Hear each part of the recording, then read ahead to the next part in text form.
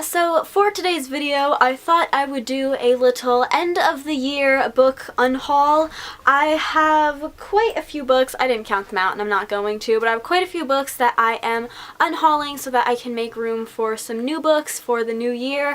And yeah, I have come to the realization that my kind of rule originally for unhauling books was that I mostly unhauled books that I had bought and lost interest in, but I had never read them before, because I had this idea in my head that I would love to own every book I've ever read.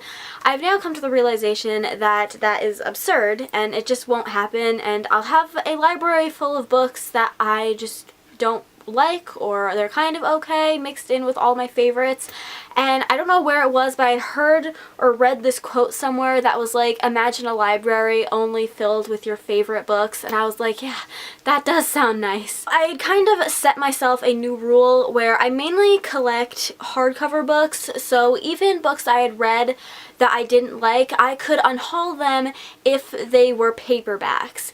And then I realized that that still just isn't enough. I need to take that a little farther, and so now I will unhaul books that I've read and I don't like that are hardcover, only if I don't really like their covers, because there are like at least 2 books I can think of right now that I own that I really didn't like, but they have super pretty covers, so I just can't bring myself to get rid of them. But yeah, that's my new rule, is that I'm getting rid of books even if I've read them. If I don't like them, they're going, unless they have really pretty hardcovers. So yeah, that was a really long-winded explanation, but as per usual, the disclaimer: if one of these books that I'm about to show you is one of your favorites, please don't get offended. Some of these books I haven't even read before, and not all books are for everyone's taste, and I have nothing against you, the book, the author, anything. It just might have been, it wasn't my cup of tea. So yeah, let's just get started with the first book, which is These Vicious Masks.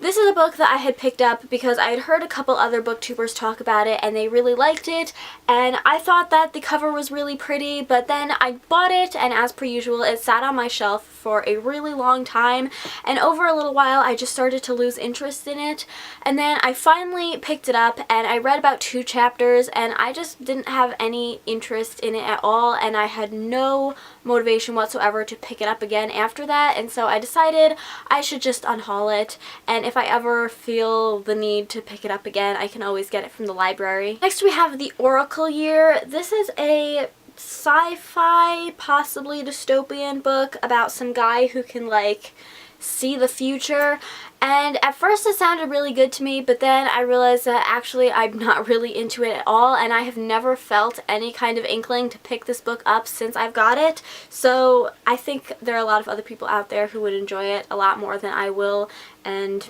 yeah, that's pretty much that. Then we have Geekerella by Ashley Poston, or Poston, I don't know how to say it. This is a Cinderella retelling, which I stupidly paid full price for because I was reading it for a readathon, and I tried to get it from the library, but it didn't come in time, so I ended up just going out and buying it, and boy do I regret doing that because I did not like this book. For some reason when I first read it, I think I gave it like a 3.5 stars, and I don't know why, because there's really nothing I ever enjoyed from this book except for the one time it mentioned Tom Hiddleston and the other time it mentioned Harrison Ford.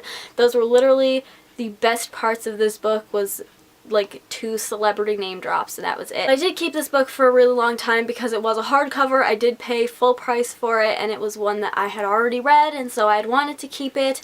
But I've just come to the realization that anytime I think of this book, I have no fond memories of it. It was just incredibly underwhelming with a lot of cheese that I did not want or ask for. So I decided it's finally time that I unhaul it, and it came down to whether the cover was pretty enough to keep or not, and frankly, purple is one of my least favorite colors, so it's going now. We have Delirium by Lauren Oliver. This is the first book in the Delirium trilogy, and I had read this book and I enjoyed it. I think I gave it like 3.5 stars. I did like it, and I had originally planned on continuing on with the series, but then I just never got around to doing that, so I don't think I ever will, and if I did, I feel like I'd probably have to reread this in order to remember what happened.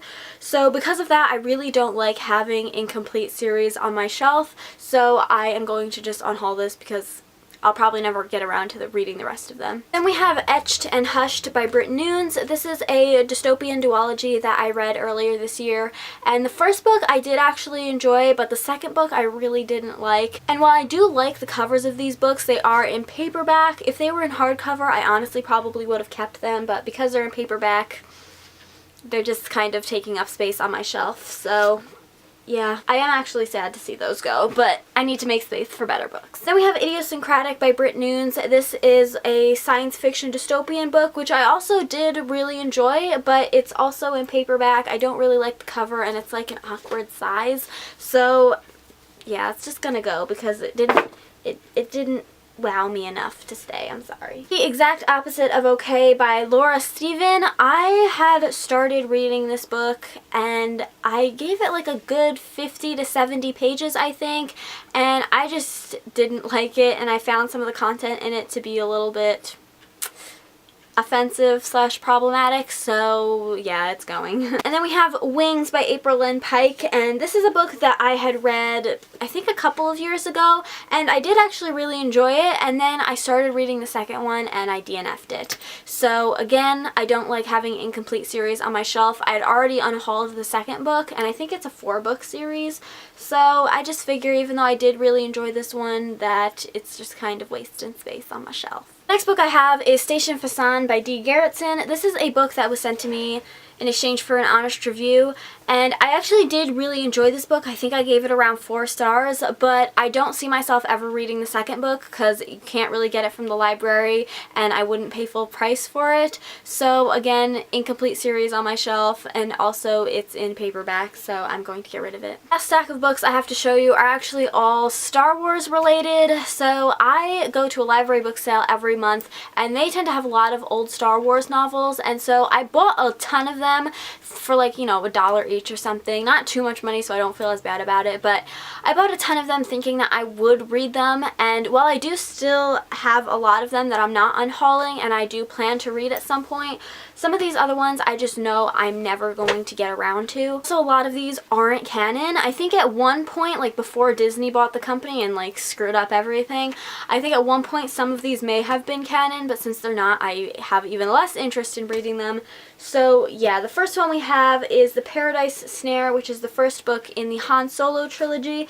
This is one that I actually did want to read, but again, I don't think it's canon, or at least it isn't anymore, and so yeah. And we have The Last Command. This is a book that I actually picked up at a garage sale, and at the time I didn't realize that this was the 3rd book in a trilogy, so I don't have the other 2, and I don't feel like going out of my way to get them, so it's also going. I have a Clone Wars novel called The Cestus Deception, which it doesn't have any characters that I super like on the cover, so that's why I'm getting rid of that one. We have The Approaching Storm, which it does have Anakin on it, who is my favorite character, but I don't know, I just don't have any interest in reading that one.